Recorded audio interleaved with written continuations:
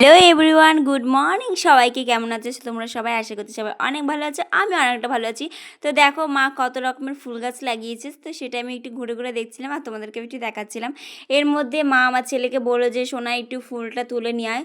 তো আমার ছেলে দেখো ফুল তুলতে গিয়ে কী কাণ্ডটাই না করলো। কোনটা তুলছিস? ইয়ে মা!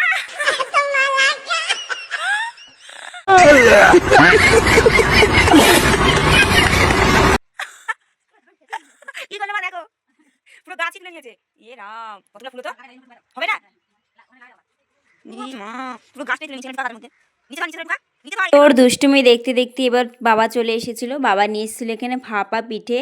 এটা অনেকে ভাকা পিঠেও বলে।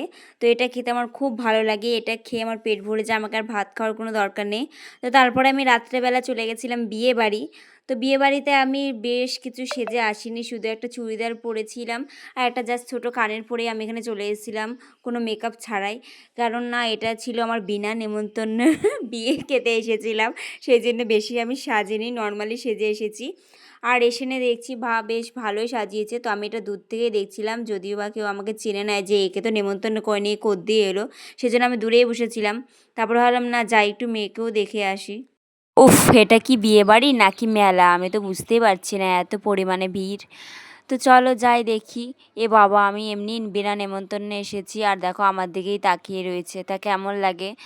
না বাবা, আমি এখান থেকে পালাই। একে দেখে কেন জানি মনে হচ্ছে আমার নামেই বলছে, এই মেয়েটা কে, মেয়েটা কোথ দিয়ে এলো, মনে হয় এটাই বলছে। আমার মনে তখন তো এটাই চলছে। আমি এখান থেকে তাড়াতাড়ি কেটে পড়ি গিয়ে। কেউ কিছু বোঝার আগে যাই খেতে বসে পড়ি। উঠে তো পড়েছি, কিন্তু এখনো থালা দিয়ে যায়নি, আমরা বসেই রয়েছি অনেকক্ষণ ধরে। বিয়ে বাড়ি নাকি অন্য কিছু বোঝা যায় না। এখনকার বিয়ে বাড়িতে গেলে খেতে বসলে পেছনে ঘাড়ের কাছে আরেকজন এসে দাঁড়িয়ে থাকে। তো যাই হোক, খেতে তো বসে পড়েছি, এখন লোকের এঁটো থালা নিয়ে বসে রয়েছি, কখন থালা দিয়ে যাবে কে জানে। যাই হোক, বাবা দিয়ে গেছে দিয়ে গেছে, বেঁচেছি। তো এখানে দিয়ে গেছে শাল পাতা। দেখো শাল পাতাটা কতটা মোটা ছিল, আগে যেরকম পাতলা পাওয়া যেত এখন সেটা না, অনেকটা মোটা আছে। তো এটা দিয়ে কিছু পড়ার বা ছিঁড়ে যাওয়ার কোনো ভয় নেই। তো চলে আসলো লেবু। বর দেখবো বলে বাইরে অনেকক্ষণ দাঁড়িয়েছিলাম, তখন তো বর আসেনি। যেই খেতে বসেছি এখন বর এসছে, কি আর করা যাবে, কিছু করার নেই। তো এর মধ্যেই দিয়ে চলে গেল আমাদের, এটা কি বলে, নান বলে না কি বলে জানি না, খাবারের নামটা মতো জানি না, তোমরা একটু বুঝে নিও এটা কি দিয়েছে। পেছনে একটু পুড়ে পুড়েও গেছে নাকি এরকমই পোড়া পোড়া রান্না করে সেটাও জানি না। তো যাই হোক, এখানে দিয়ে গেল ছোলা, কাবলি ছোলা। তো এটা দিয়ে খেয়ে দেখি কেমন লাগে।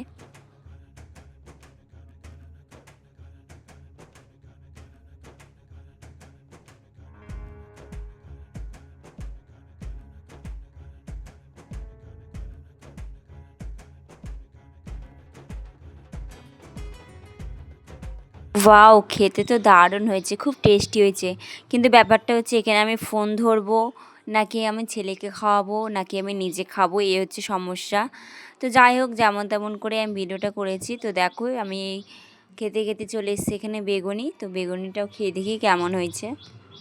সত্যি বলতে খাবারগুলো এত সুন্দর হয়েছিল, মানে এত বিয়েবাড়ি খেয়েছি এরকম খাবার কোথাও আমি হয়তো খাইনি। মানে খাবারগুলো গরম ছিল আর খুব টেস্টি ছিল। তো বেগুনিটাও খুব সুন্দর হয়েছে। তারপরে দিয়ে গেছে এখানে ভাত, ভেজ ডাল। তো ভেজ ডাল আমার যে কোনো জায়গায় আমার খুব ভালো লাগে। তো এখানেও খুব সুন্দর হয়েছিল ডালটা, সব কিছু ঠিকঠাক ছিল, দারুণ হয়েছিল।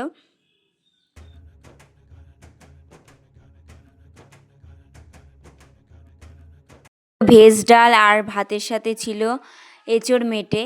এর আগে তো এঁচোড় চিংড়ি অনেক খেয়েছি, এই প্রথম এঁচোড় মেটে খেলাম, ভালোই লাগলো খেতে, খুব একটা খারাপ ছিল না, ভালোই ছিল।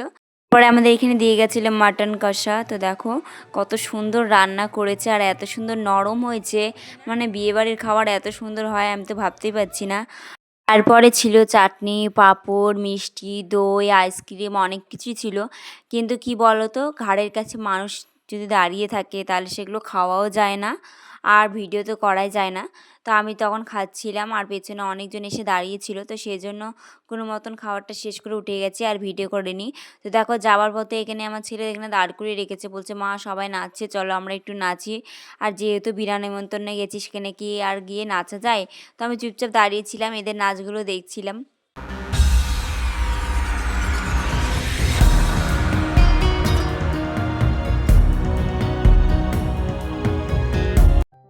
তোমরা অনেকে ভাবতে পারো ছি ছি লজ্জা নেই, বিনা নেমন্তন্নে বিয়েবাড়ি খেতে চলে গেছে।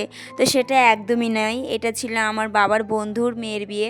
আর আমি গেছিলাম বাড়িতে, আর বাড়িতে যেহেতু আমি গেছিলাম তার আগেই নেমন্তন্ন করেছিল, কিন্তু পরে যখন শুনেছিল আমরা এসছি আমাদেরকে বারবার করে ফোন করে ডাকছিল। তো আমার হাজব্যান্ড তো আসেনি, আমি আর ছেলে মাকে নিয়ে এসেছিলাম।